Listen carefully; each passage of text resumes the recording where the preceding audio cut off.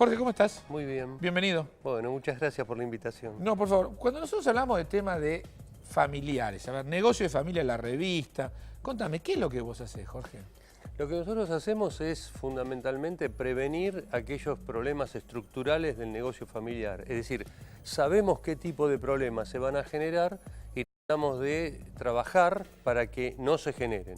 ¿Por qué, te digo? Porque una vez generados son muy difíciles de contener. Claro, a ver, digo, primero, empresas familiares en Argentina hay un montón, ¿correcto? La gran mayoría, La gran te diría mayoría. que más del 90%. Bueno, la mayoría de las historias es que la agarra la funda, que la funda pone a los hijos, ya los hijos la heredan, se pelean normalmente. Te digo que la estadística dice que antes de que lleguen los hijos, o por lo menos antes de que la segunda generación gobierne la empresa, Sí. ya la mayor parte de las empresas familiares han estallado. Aún antes. Y bueno, la estadística dice que el 70% es antes de la primera sucesión. Así que imagínate que después queda el 70% del 30% que queda para la segunda y el 10% en el mundo es básicamente lo que se reinserta o se inserta en el mercado y perdura. Ahora, es decir, el 90% en dos generaciones ya está, desapareció la empresa, o sea, se la vendieron a otro, está en otro Que el lado. problema es el costo social, el costo familiar, porque vos imagínate, yo tengo empresas que la manejan 2 hermanos, 2 cuñados, adentro hay 2.000 personas, Claro. que significa 2.000 familias.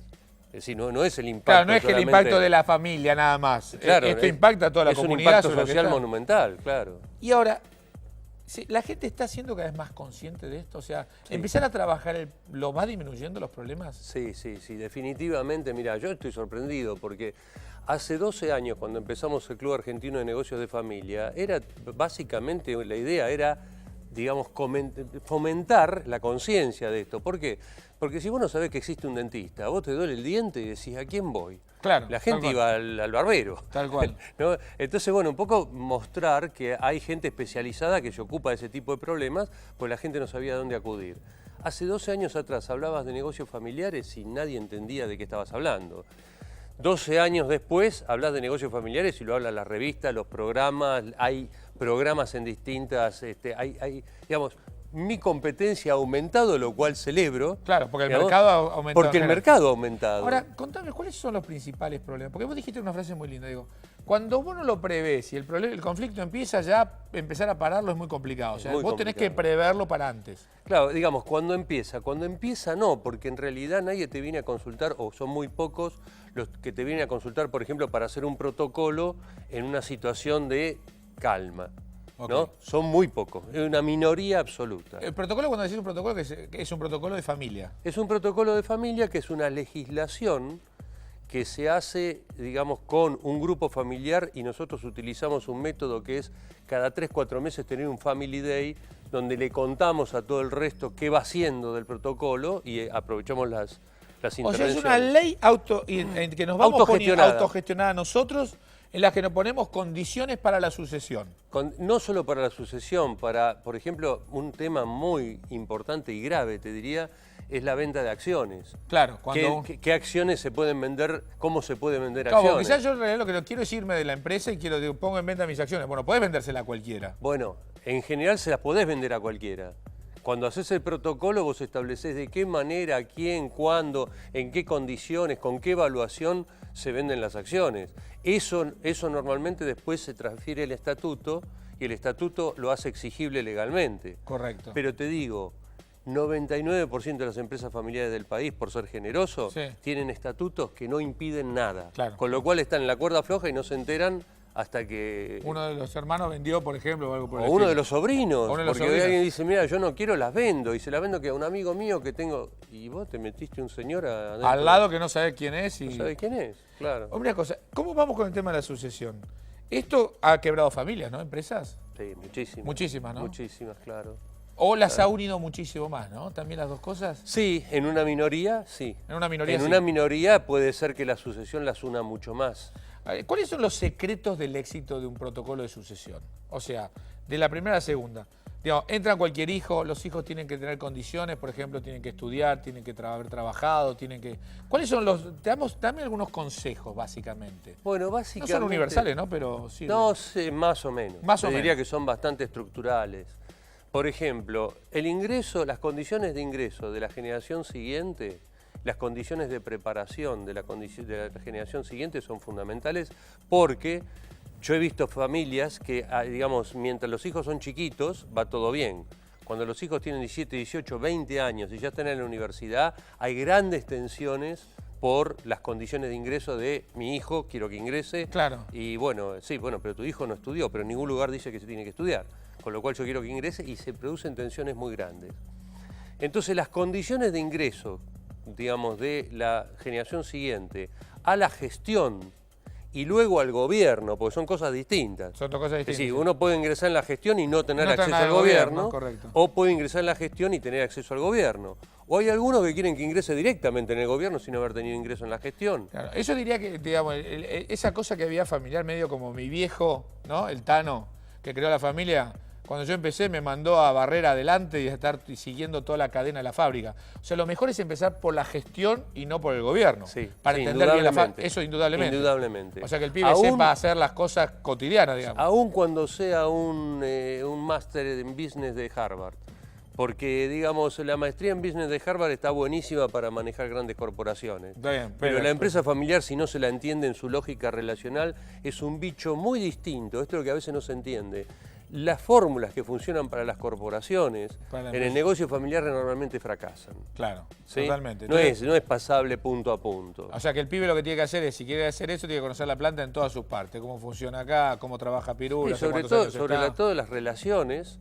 Claro, y los mecanismos informales que tiene la empresa familiar. Exactamente. Está llena de procesos informales que es necesario conocer para que no, digamos, se trabe la empresa. Lo cual no significa que hay que hacerlos perdurar infinitamente. Lo que sí hay que conocerlos. A ver, acá hay empresas tradicionalmente familiares en Argentina, digamos, que uno va diciendo, por ejemplo, que yo, Sinteplas, Cabrales, que son empresas familiares que ya tienen varias generaciones. Sí. Los Williner. Dietrich, y Lolay, los Williner. Ahora, ¿ellos tienen todos mecanismos y todo lo demás? O sea, normalmente, las que tienen, las que uno ve que tienen éxito, todas las que nombraste, y ahí te diría más, Arcor, AGD, Techin, claro. Digamos, que es un corporativo de corporativos, todas tienen reglas de funcionamiento internas familiares.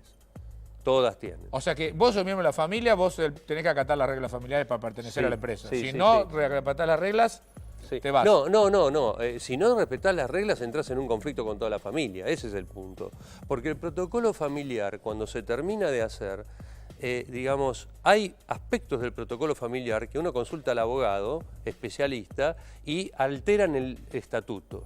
Todo lo que va al estatuto es exigible de modo legal, jurídico. Claro, exactamente. Pero hay reglas de la familia que son por tradición, por cultura, por valores. Que a veces no están escritas. Sí, pero ahora están en el protocolo, pero vos no las podés exigir jurídicamente, sin embargo moralmente sí. Y solo las podés exigir moralmente cuando las personas que están afectadas por el protocolo de alguna manera participaron del proceso. Bien. Pues si vos haces un protocolo, como me han dicho, estoy muy interesado en esto que usted dijo, yo ya hice el protocolo, ayúdeme a que mis hijos lo acepten.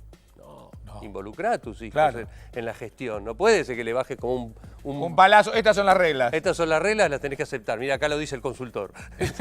Claro. Eso así no funciona. Necesitas mecanismo de consenso, por eso vos juntás a la familia, vas charlando con ellos, qué sé yo. Claro. A toda empresa que nos está escuchando y todo lo demás que tiene estos problemas, ¿vos le recomendás que ya empiece a evaluar el tema? No, a todas no, porque hay, mira, los ciclos de vida de las empresas. Nosotros utilizamos un mapa de ciclos de vida donde empieza por la infancia, después viene un periodo que se llama Go-Go, que es el periodo de gran crecimiento de la empresa y desorganización total, y después viene un periodo que se llama de ordenamiento y después viene un periodo que se llama Prime. En el periodo de ordenamiento es donde conviene hacer el protocolo. ¿Por qué? Porque vos sos una empresa que está naciendo y digamos, instalándose, la llenás de reglas no anda.